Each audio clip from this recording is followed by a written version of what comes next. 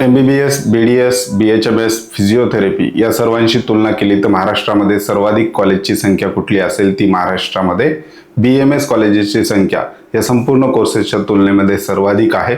सध्याच्या घडीला महाराष्ट्र राज्यामध्ये किती गव्हर्नमेंट BMS कॉलेज आहेत, किती private semi government BMS college आहेत, त्याचबरोबर डीम युनिव्हर्सिटी महाराष्ट्रामध्ये किती आहेत BMSच्या याविषयी डिटेल माहिती आपण आजच्या व्हिडिओमध्ये पाहणार आहोत। त्याचबरोबर 2024चा महाराष्ट्र राज्याचा गव्हर्नमेंट BMSचा कट ऑफ किती होता आणि 2025ला कशा प्रकारे कॅटेगरी वाईज कट ऑफ राहिलेला आहे, दोन्ही कट ऑफमध्ये डिफरन्स किती मार्क्सचा आलेला आहे याविषयी विस्तृत माहिती आपण आजच्या व्हिडिओमध्ये पाहणार आहोत। नमस्कार, मी अंकुश पाटील, तुम्ही पाहताय श्री छत्रपती अकॅडमी पुणेचं यूट्यूब चॅनल।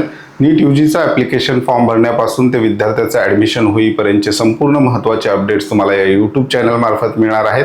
त्यामुळे चॅनलवर नवीन असाल तर अशाच माहितीपूर्ण व्हिडिओसाठी श्री छत्रपती अकॅडमी पुणेच्या यूट्यूब चॅनलला सबस्क्राईब करा।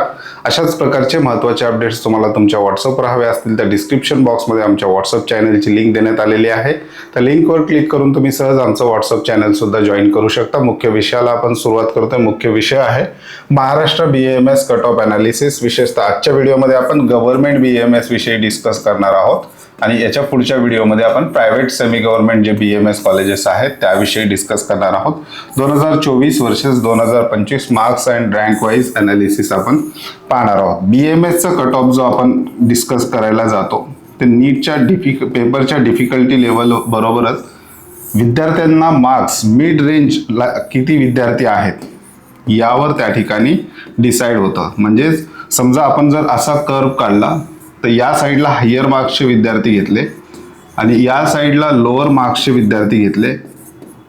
जर विद्यार्थ्याची संख्या या दोन्हीच्या मध्ये मिड रेंजमध्ये जास्त असेल, इथे हायर विद्यार्थी असतील, इथे विद्यार्थ्यांची संख्या जास्त असेल तर त्या वर्षीचा BMSचा कट ऑफ निश्चितच हायर साईडला त्या ठिकाणी असताना आपल्याला पाहायला मिळते। MBBSचा कट ऑफ जसं रँक वाईज आपण स्टेबल थोड्याफार प्रमाणात गेस करू शकतो तसं BMSचा आपल्याला करता येणार नाही। रिझल्ट लागल्यानंतर मिड रेंजला किती विद्यार्थी आहेत यावरूनच BMSचा त्या वर्षीचा कट ऑफ त्या ठिकाणी ठरताना आपल्याला पाहायला मिळतो। कारण नीटची तयारी करणारा प्रत्येक विद्यार्थी, नीट UGची तयारी करणारा प्रत्येक विद्यार्थ्याचं पहिलं टार्गेट हे MBBS असतं।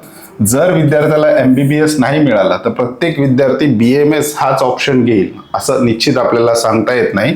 याच्यामध्ये विद्यार्थी BVSC घेऊ शकतो MBBS नंतर, काही विद्यार्थी डेंटलचं टार्गेट ठेवू शकतात, तर काही विद्यार्थी जाणीवपूर्वक BHMS ला जाऊ शकतात, तर काही विद्यार्थी BUMS ला सुद्धा ट्राय करू शकतात, तर काही विद्यार्थी BPTH ला जाऊ शकतात। MBBSचा कट ऑफ आपल्याला रँक वाईज ॲनालिसिस करणं थोडं सोपं जातं, परंतु इतर कोर्सेसचे जे कट ऑफ आहेत ते रँक वाईज आपल्याला ॲनालिसिस करायला थोडंसं अवघड जातं। परंतु तरीही 2024चा काय BMS गव्हर्नमेंटचा कट ऑफ राहिलेला होता आणि प्रायव्हेट सेमी गव्हर्नमेंट BMSचा कट ऑफ काय राहिलेला होता ते आपण पुढे पाहणार आहोत। तत्पूर्वी नीट UG 2026ची तयारी करणाऱ्या विद्यार्थ्यांसाठी छत्रपती अकॅडमी पुणेच्या पेड काउन्सिलिंग सर्व्हिसला आम्ही सुरुवात केलेली आहे। डिस्क्रिप्शन बॉक्समध्ये तसंच स्क्रीनवर आमचे कॉन्टॅक्ट नंबर आहेत, त्या नंबरला कॉल किंवा मेसेज करून तुम्ही आमच्या पेड काउन्सिलिंग सर्व्हिसविषयी अधिक माहिती घेऊ शकता। विद्यार्थ्याचा ॲप्लिकेशन फॉर्म भरण्यापासून ते विद्यार्थ्याचं ॲडमिशन होईपर्यंतची संपूर्ण ज्या काही सर्व्हिसेस आहेत या काउन्सिलिंग मार्फत तुम्हाला मिळणार आहेत। त्याचबरोबर कॉलेज वाईज आणि कॅटेगरी वाईज संपूर्ण कॉलेजेसचे कट ऑफ पाहण्यासाठी विद्यार्थ्यांना आपण कट ऑफ मंत्र हे ऑनलाईन ॲप्लिकेशन बनवलेलं आहे। याच्यामध्ये येणाऱ्या काळामध्ये आपण फी स्ट्रक्चर, त्याचबरोबर शासनाचे महत्त्वाचे GR, परिपत्रक, नोटीस, ज्या काही माहिती ॲडमिशनसाठी एकत्रित विद्यार्थ्यांना मिळणं आवश्यक आहे ते संपूर्ण आपल्या ऑनलाईन ॲप्लिकेशनमध्ये तुम्हाला मिळणार आहे। ऑनलाईन ॲप्लिकेशनची लिंक सुद्धा डिस्क्रिप्शन बॉक्समध्ये देण्यात आलेली आहे। महाराष्ट्रातील BMS महाविद्यालयांची सद्यस्थिती काय आहे, महाराष्ट्र राज्यामध्ये BMS महाविद्यालय किती आहेत, प्रकार किती आहेत, तर महाराष्ट्र राज्यामध्ये 3 प्रकारचे BMS कॉलेज सध्याच्या घडीला आहेत। पहिला आहे गव्हर्नमेंट BMS कॉलेज किंवा याला आपण गव्हर्नमेंट एडेड BMS कॉलेज म्हणूयात। दुसरा प्रकार आहे प्रायव्हेट किंवा सेमी गव्हर्नमेंट आणि तिसरा आहे डीम्ड युनिव्हर्सिटी। ह्या पूर्णतः प्रायव्हेट युनिव्हर्सिटीज आहेत।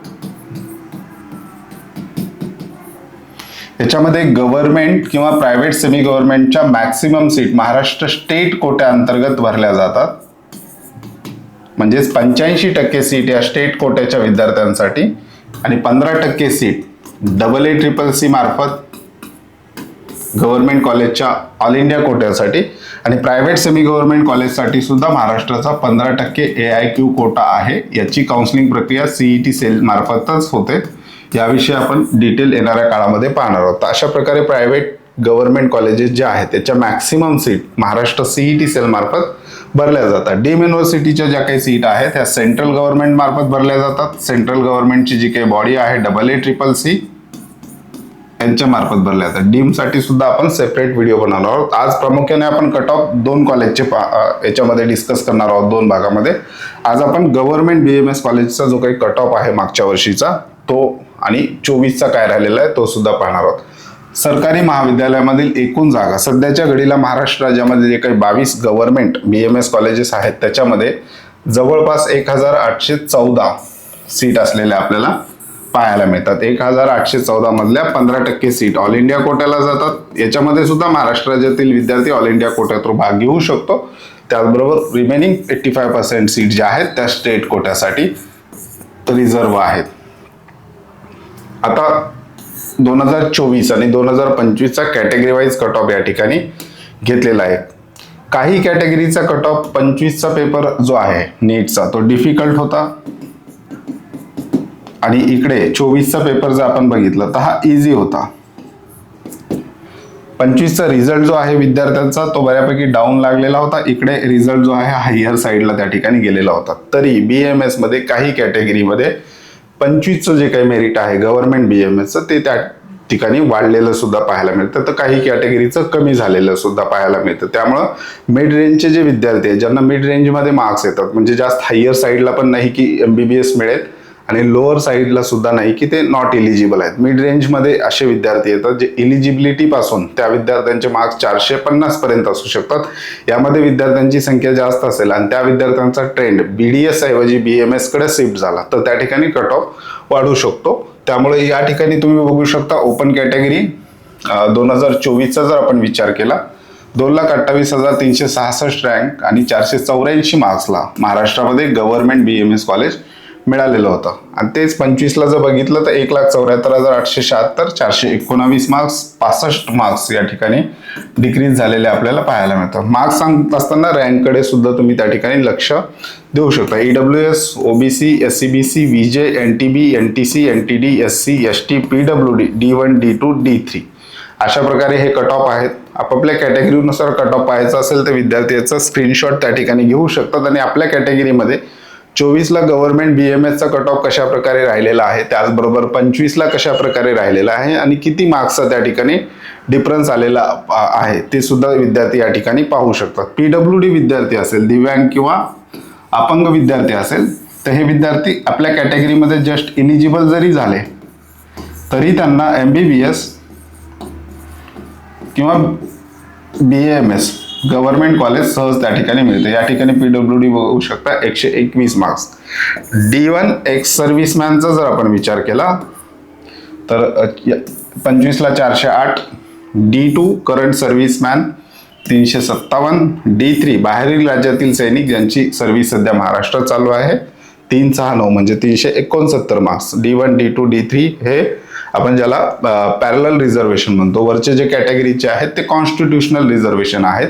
तर अशा प्रकारे कट ऑफ राहिलेला आहे. जर महाराष्ट्र राज्यातील गव्हर्नमेंट BMS कॉलेजचा जर आपण विचार केला तर गव्हर्नमेंट BMS कॉलेजचा साधारणतः जर आपण कट ऑफ एक मीन काढायचा म्हटलं तर याचा 390 ते 470 480 ची रेंज जर असेल तर या ठिकाणी गव्हर्नमेंट BMS त्या ठिकाणी विद्यार्थ्याला मिळण्याचे जास्त चान्सेस आहेत. आता गव्हर्नमेंट BMS कॉलेजचा जर विचार केला 22 कॉलेजेस आहेत त्याच्यातले 2 मायनॉरिटी आहेत. एक हिंदी लिंग्विस्टिक मायनॉरिटी आहे आणि एक जैन मायनॉरिटीचं कॉलेज आहे. तसं बाकी जनरल जे विद्यार्थी आहेत त्यांना 20च गव्हर्नमेंट कॉलेज त्या ठिकाणी मिळतात आणि बहुतांश विद्यार्थ्यांचा प्रयत्न असतो की आपल्याला BMS मिळायचा असेल तर मग पुणे, मुंबई, नाशिक, सातारा, सांगली, कोल्हापूर, नांदेड यासारख्या कॉलेजेस जे आहेत ते मिळायला हवेत. बरेचसे विद्यार्थी जे आहेत त्या ठिकाणी उत्तर महाराष्ट्र असेल किंवा इकडे विदर्भामध्ये असेल तिकडचा कट ऑफ जो आहे BMSचा तो कमी असतो गव्हर्नमेंट कॉलेजचा. तिकडच्या गव्हर्नमेंट कॉलेजचा जो कट ऑफ असतो तो कट ऑफ बऱ्याचदा पुणे जिल्ह्यातील किंवा पुणे शहरातील प्रायव्हेट सेमी गव्हर्नमेंट कॉलेजच्या लेवलचा त्या ठिकाणी असतो. त्यामुळं BMS निवडताना विद्यार्थी गव्हर्नमेंट कॉलेजचा तेवढा विचार नाही करत.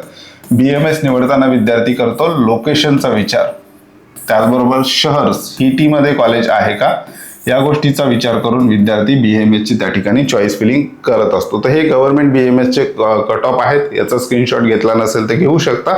येणाऱ्या व्हिडिओमध्ये आपण प्रायव्हेट सेमी गव्हर्नमेंट BAMS कॉलेजचे कॅटेगरी वाईज कट ऑफ कशा प्रकारे राहणार आहेत, त्याच्यानंतर BHMS चं सुद्धा पाहणार आहोत आणि फिजिओथेरपीचं सुद्धा त्या ठिकाणी पाहणार आहोत. तर हे कट ऑफ आहेत. फी स्ट्रक्चर वगैरे सगळे तुम्हाला आपल्या ऑनलाईन ॲप्लिकेशनमध्ये मिळणार आहे. ॲपची लिंक डिस्क्रिप्शन बॉक्समध्ये आहे. व्हॉट्सअप चॅनलची लिंक सुद्धा डिस्क्रिप्शन बॉक्समध्ये देण्यात आलेली आहे. पेड काउन्सिलिंगसाठी कॉन्टॅक्ट नंबर सुद्धा डिस्क्रिप्शन बॉक्समध्ये आहेत.